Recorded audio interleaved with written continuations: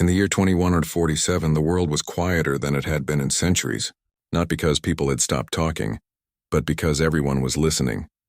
For over 50 years, scientists had picked up strange signals from deep space. At first, they were just blips, tiny pulses of radio waves that came and went like whispers in a storm. Some thought they were natural. Others hoped they were not. Governments spent billions building bigger antennas, faster computers, and smarter algorithms to make sense of them. Then in 2139, everything changed. A signal arrived that was too perfect to be random. It repeated in patterns, shifted in rhythm, and carried layers of math no human mind had invented. It wasn't a message in English or Chinese or any Earth language, but it was clearly made by intelligence. Real thinking beings, somewhere out there. The world held its breath. Hope flared. Fear followed close behind. By 2145, more signals came. Not just one voice, but many. They overlapped, echoed, and wove together like a conversation across the stars. The International Xenolinguistics Consortium, a team of scientists from every continent, worked day and night to decode them. They used quantum computers, ancient linguistic models, and even children's games to find meaning in the noise. Slowly, a picture formed. The senders called themselves the Galactic Conquered. They were not one species, but a union of over 200 civilizations that had lived together in peace for thousands of years. They shared knowledge, protected fragile worlds, and followed strict rules to keep the galaxy safe. One of those rules was simple. No young species could spread beyond their home system until they proved they could care for life. Not just their own, but all life. Earth had broken that rule. It started with Mars.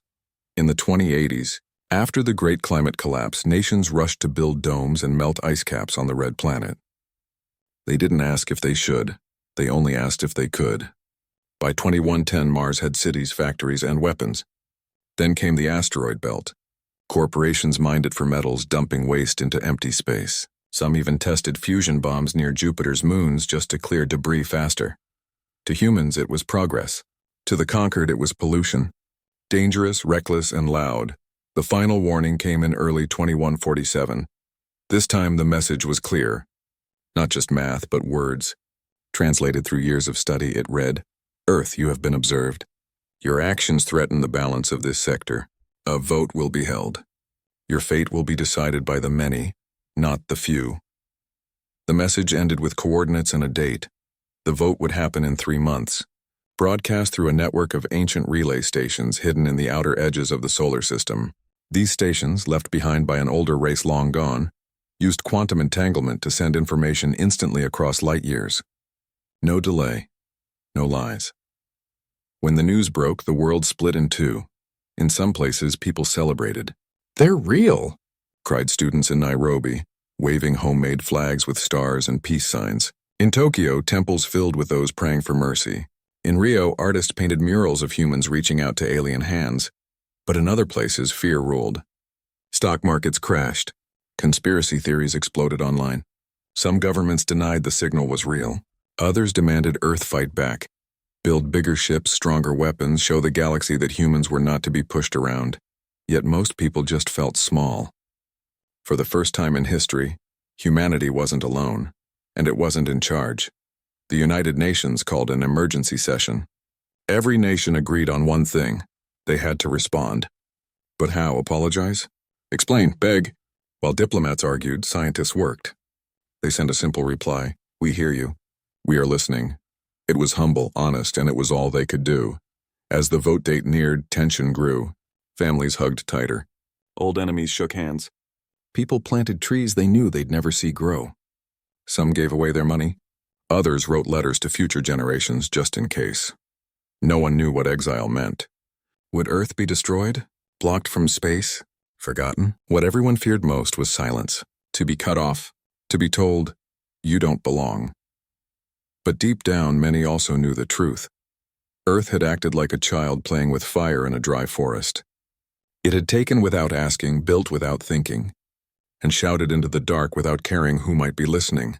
Now, someone was listening, and they were about to speak. In Geneva, a young linguist named Amara Chen stared at her screen. She had spent 10 years studying the Conquered's language patterns. She knew their words carried more than meaning. They carried values, respect, patience, balance. She turned to her colleague, a quiet engineer from Kenya named Jomo. "If they vote to exile us," she said softly, "it won't be punishment." "It'll be a test," Jomo nodded. "Then we'd better pass it." Outside, the sun set over the Alps. Somewhere in the void between stars, ancient machines hummed to life, preparing to deliver judgment.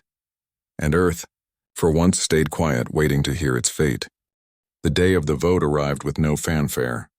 No sirens, no countdown on every screen, just a quiet hum in the deep space receivers like a breath held too long. At exactly 09:00 hour Universal Time, the signal came through. It wasn't loud or dramatic. It was calm, clear, and carried the weight of hundreds of civilizations speaking as one. The Galactic Concord had made its decision. The message began with a list of Earth's actions: the uncontrolled mining of asteroids, the dumping of nuclear waste near Saturn's rings, the terraforming of Mars without studying its native microbes, the testing of weapons in orbit. Each point was stated not with anger, but with sorrow, like a teacher reading a report card for a student who had great potential but kept failing the same test. Then came the verdict. By a vote of 78% in favor, Earth was sentenced to exile, not destruction, not punishment, but isolation. All human activity beyond the moon must stop within one Earth year.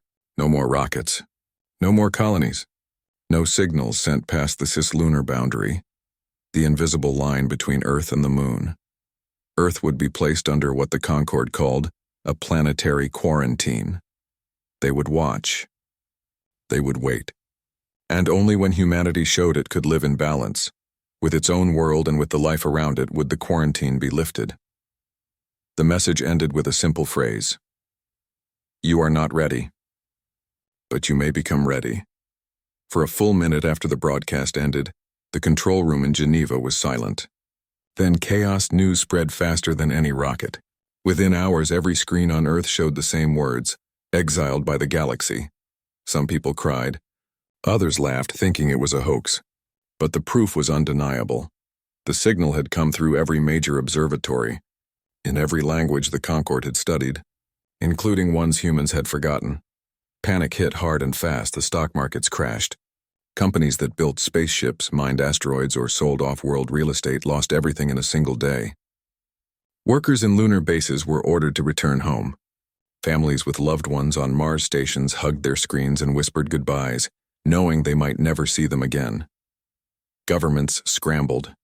Emergency meetings ran through the night. Some leaders called for defiance.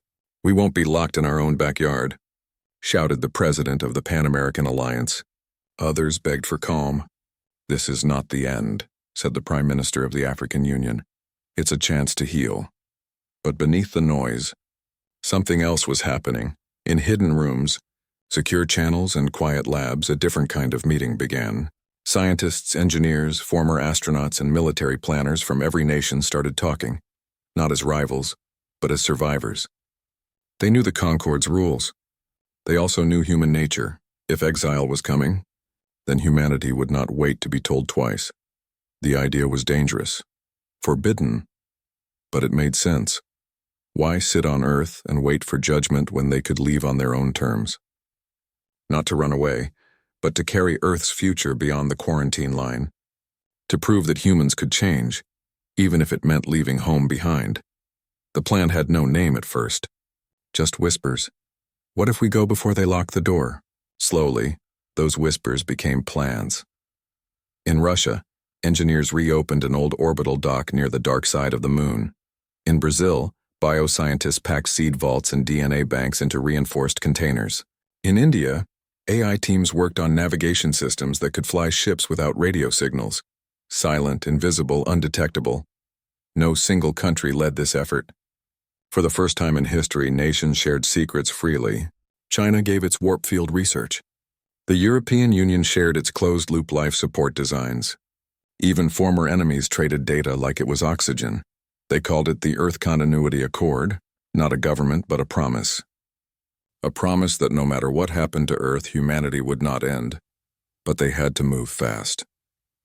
The Concord would send enforcement drones, small, smart machines that could track any ship trying to leave the quarantine zone.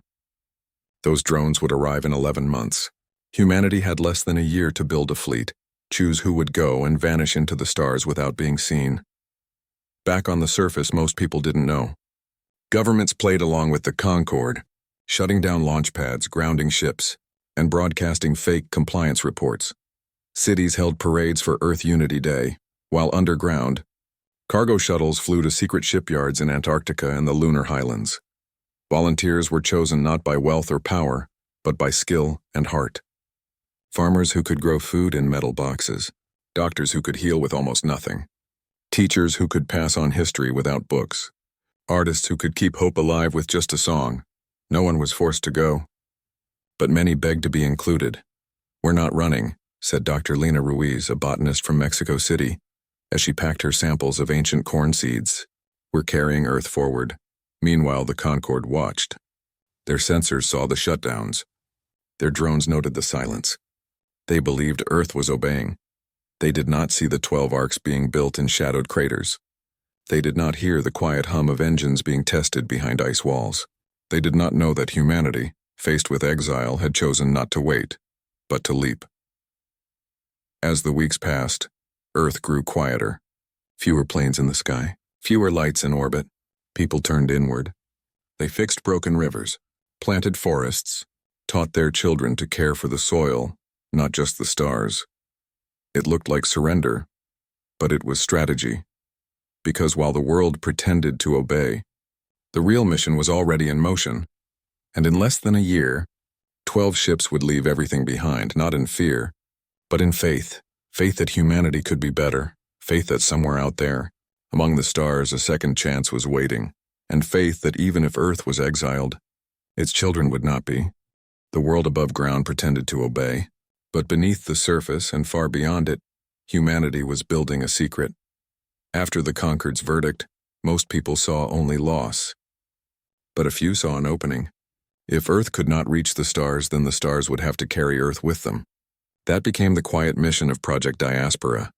No one called it that out loud, not even in secure messages. Names could be traced. So they spoke in codes: harvest season, school trip, family reunion. But everyone who mattered knew what it meant. It meant escape. Not from Earth, but for Earth. 12 arcs were planned. Not giant ships like in old movies, but tough, smart vessels built from what was already in space. Old asteroid tugs, retired cargo haulers, even a broken-down Mars ferry. Each one was stripped down, rebuilt, and filled with everything needed to start life again. Far from home, the work happened in hidden places. On the far side of the moon, where no Earth telescope could see, workers in magnetic boots welded hulls inside deep craters. In orbit near Jupiter's shadow, drones assembled solar sails from recycled satellite parts. In Antarctica, under 2 miles of ice, engineers tested closed-loop farms that could feed 1,000 people for decades with just light, water, and waste. Everything had to be silent. No radio signals, no heat trails, no flashes of light. The Concorde's drones were already watching the edges of the solar system.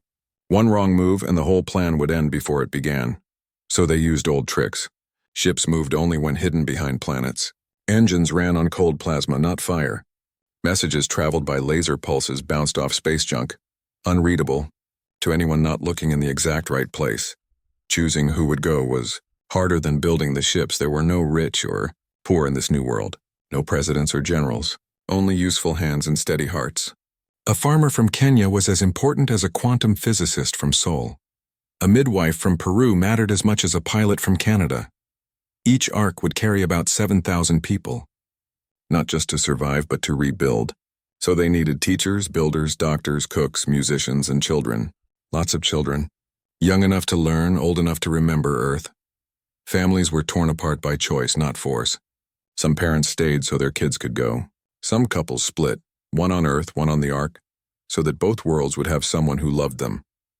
"No one is special," said Captain Elias Nkosi, a former space station commander from Nigeria, during a rare face-to-face meeting in a buried bunker beneath the Andes. But everyone is needed.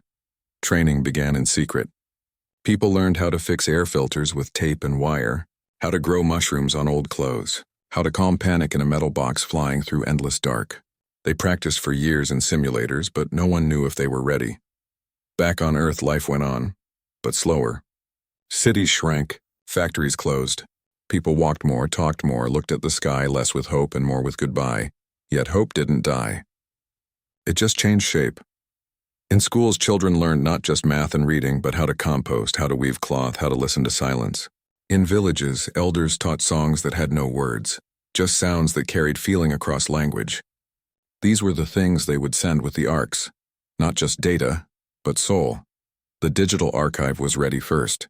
Every book, every song, every film, every recipe, every baby's first laugh, stored in crystal drives no bigger than a hand. But they also packed physical things. A piece of redwood bark, a seashell from the Pacific, a child's drawing of the moon. Data can break, said Amara Chen, now leading the cultural team. But a real thing? That's proof we were here.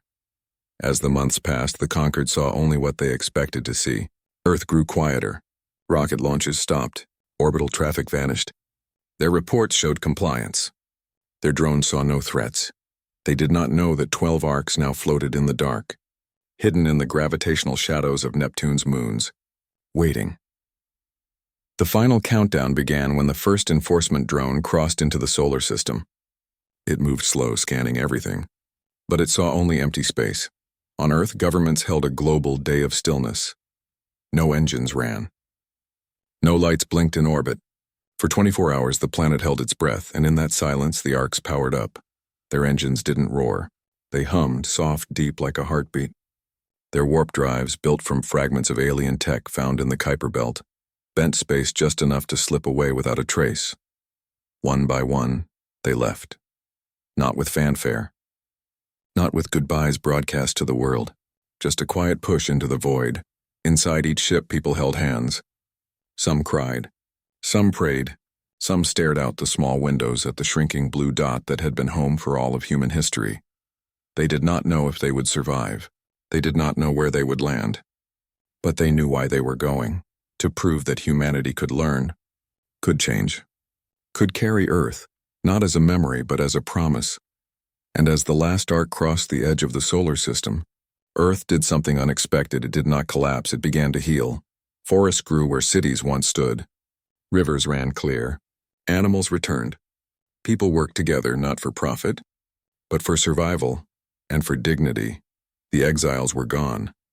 But Earth was not lost. It was waiting. And somewhere in the dark, 12 ships flew on, carrying seeds, songs, and the stubborn hope that one day they would be worthy of the stars. The night the arcs left, Earth went dark on purpose. Not because the power failed, but because people chose silence. Every city, every town, every village turned off its lights for 1 full hour. No cars moved. No planes flew. Even the internet slowed to a whisper. It was a gift, a final act of care, to give the departing ships the darkest, quietest sky possible as they slipped past the moon and into the deep. Inside the arcs, there was no cheering. No celebration. Only the soft beeping of machines and the sound of breathing. The people aboard knew they were not heroes. They were seeds. And seeds do not shout. They grow in silence. The Concorde's drones circled the edge of the solar system, scanning for heat, for signals, for movement. They found nothing but cold rock and empty space. The arcs used tricks learned from Earth's own history. They flew behind planets, matched the spin of asteroids, and wrapped their hulls in heat-absorbing cloth made from recycled spacesuits.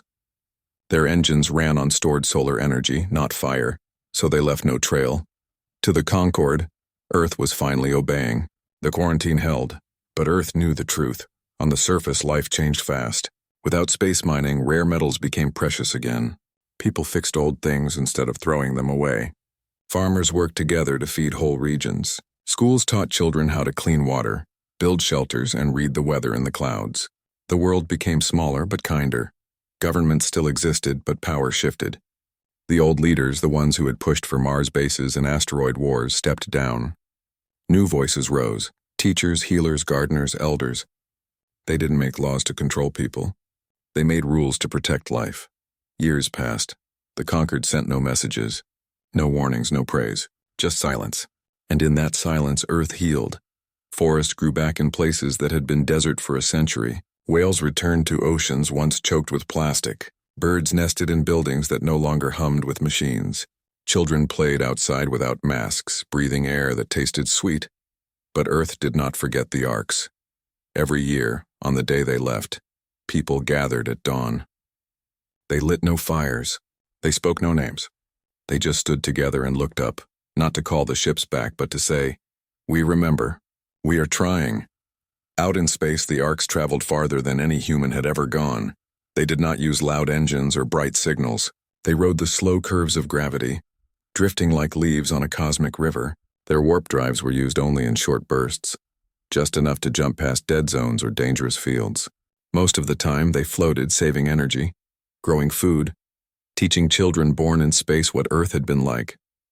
Life aboard was hard but fair. Everyone worked. Everyone shared.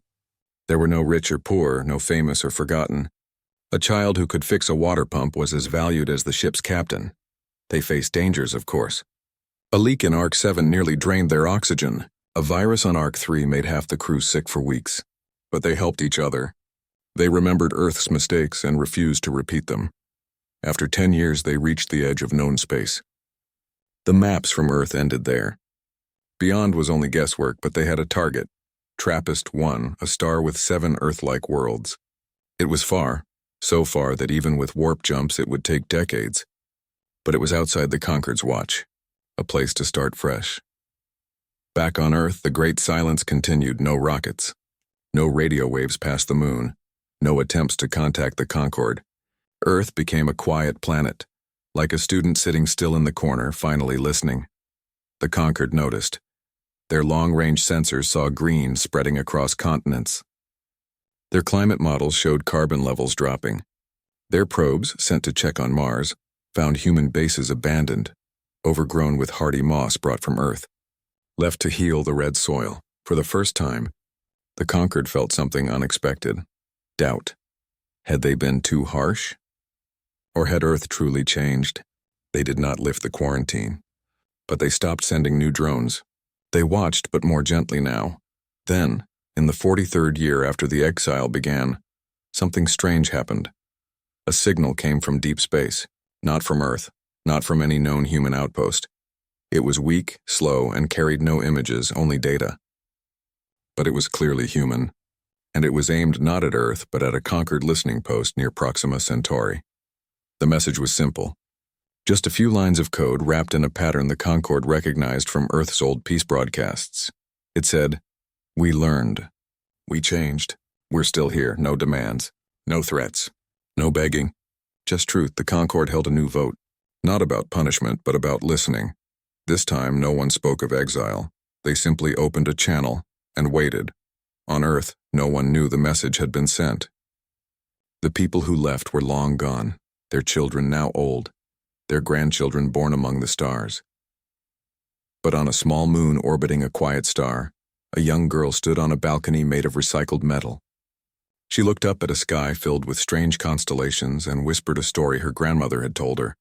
A story about blue oceans, green forests, and a world that once made mistakes, but chose to do better. And far away on a pale blue dot, an old woman walked through a forest that had once been a parking lot. She touched the bark of a young oak and smiled. Somewhere someone was remembering, and that was enough. 50 years after the Arcs left, the first child born on New Terra took her first steps on soil that had never known war. Her name was Lena. She had dark skin like her grandmother from Kenya, eyes like her grandfather from Norway, and a laugh that sounded like wind through bamboo. She grew up under 2 suns and learned to count stars before she could tie her shoes. To her, Earth was not a home, it was a story. A sacred one. New Terra was not perfect. The air was thinner. The nights were colder. Some crops failed. But the people remembered why they were there.